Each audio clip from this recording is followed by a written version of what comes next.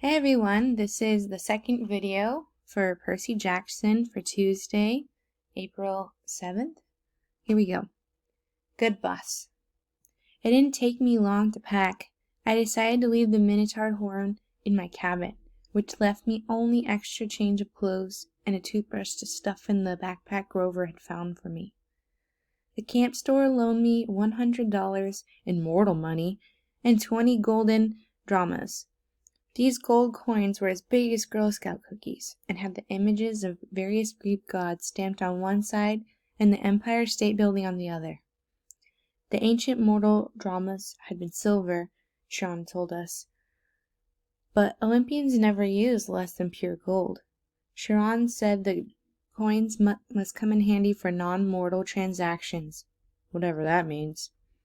He gave Annabeth and me each a canteen of nectar and a Ziploc bag full of ambrosia squares, to be used only in emergencies if we were seriously hurt.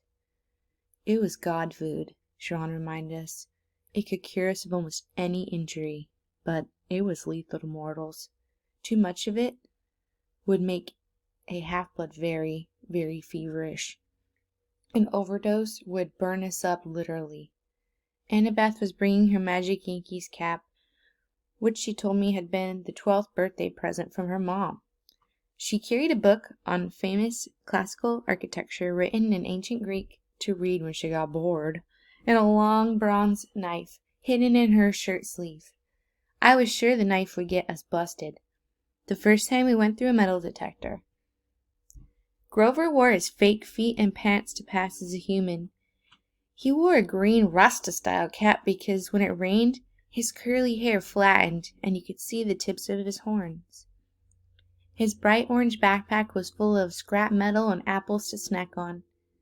In his pocket was a set of reed pipes his daddy goat had carved for him, even though he only knew 2 songs, Mozart's Piano Concerto No. 12 and Hilary Duff's So Yesterday, both of which sounded pretty bad on reed pipes. We waved goodbye to each other campers, took one last look at strawberry fields, the ocean, the big house, then hiked up Half-Blood Hill to the tall pine tree that used to be Thalia's daughter of Zeus. Sharon was waiting for us in his wheelchair. Next to him stood the surfer dude I'd seen when I was recovering in the sick room.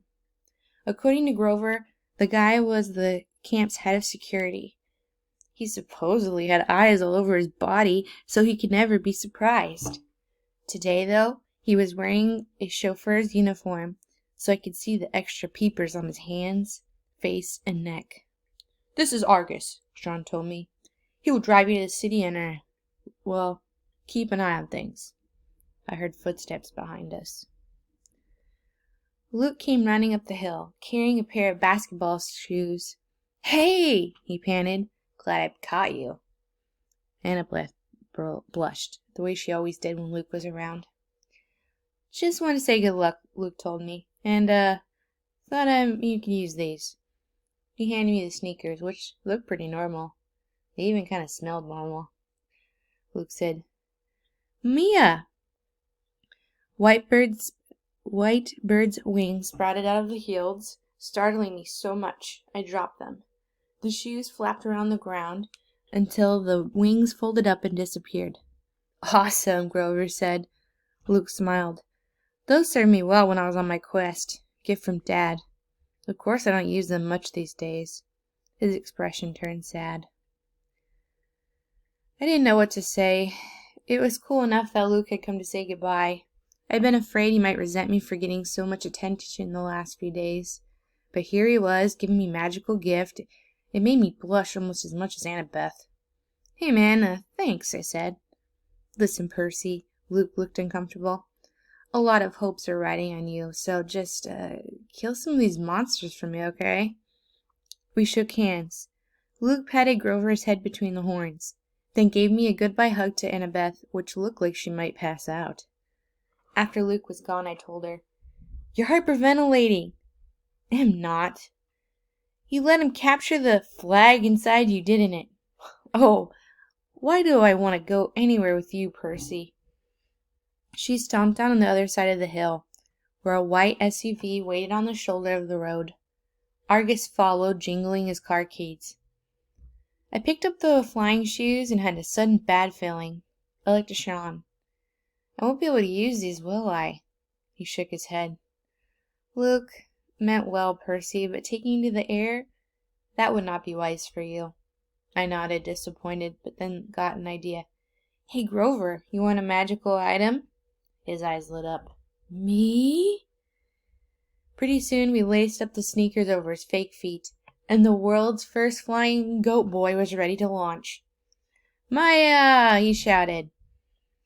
He got off the ground okay, but then fell over sideways so his backpack dragged through the grass. The winged shoes kept bucking up and down like tiny broncos. Practice! Sean called after him. You just need to practice. Ah! Grover went flying sideways down the hill like a possessed lawnmower, heading down the side of the van. Before I could follow, Sean caught my arm. I should have trained you better, Percy. If only I had more time. Hercules, Jason, they all got more training. That's okay, I just wish... I stopped myself because I was about to sound like a brat. I was wishing my dad had given me a cool magical item to help on the quest. Something as good as Luke's flying shoes or Annabeth's invisible cap. What am I thinking? Sean cried. I can't let you get away without this. He pulled out a pen from his coat pocket and handed it to me. It was an ordinary disposable ballpoint. Black ink, removable cap. Probably cost 30 cents. Gee, I said. Thanks. Percy, that's a gift from your father. I've kept it for years not knowing you were who I was waiting for. But the prophecy's clear to me now. You're the one. I remembered the field trip to the Metropolitan Museum of the Arts, where I'd vaporized Mrs. Dodds. Sharon had thrown me a pen that turned into a sword. Could this be? I took off the cap. The pen grew longer and heavier in my hand. In half a second, I held a shimmering bronze sword with a double-edged blade, a leather-wrapped grip, a flat hilt riveted with gold studs. It was the first weapon that actually felt balanced in my hand. The sword has a long and tragic history that we need not go into, Sharon told me. Its name is Anakilomus. Riptide, I translated, surprised the ancient Greek came so easily. You use it only for emergencies, Sharon said, and only against monsters. No hero should harm mortals unless absolutely necessary, of course, but this sword wouldn't harm them in any case. I looked at the wickedly sharp blade. What do you mean it wouldn't harm mortals? How could it not? The sword, celestial bronze, forged by Cyclops, tempered in the heart of Mount Etna, cooled in the wither of Lethe. It's deadly to monsters, to creatures from the underworld, provided they don't kill you first. But the blade will pass through mortals like an illusion. They simply are not enough for the blade to kill.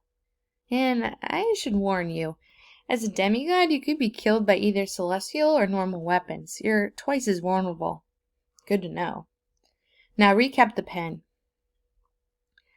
I touched the pen cap to the sword tip, and instantly Riptide shrank to the ballpoint pen again. I tucked it in my pocket, a little nervous, because I was famous for losing pens at school. You cannot, Sharon said. Can't what? Lose the pen, he said. It's enchanted. It will always reappear in your pocket. Try it. I was wary, but I threw the pen as far as I could down the hill and watched it disappear in the grass. It may take a few moments, Sharon told me. Now check your pocket. Sure enough, the pen was there. Okay, that's extremely cool, I admitted. But what if a mortal sees me pulling out a sword? Sharon smiled.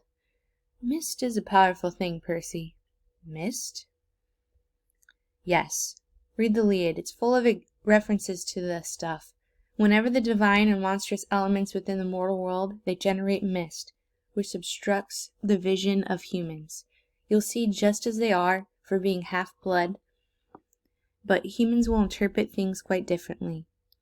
Remarkable, really, the lengths to which humans will go to fit things into their version of reality. I put the Riptide back into my pocket. That's all for today.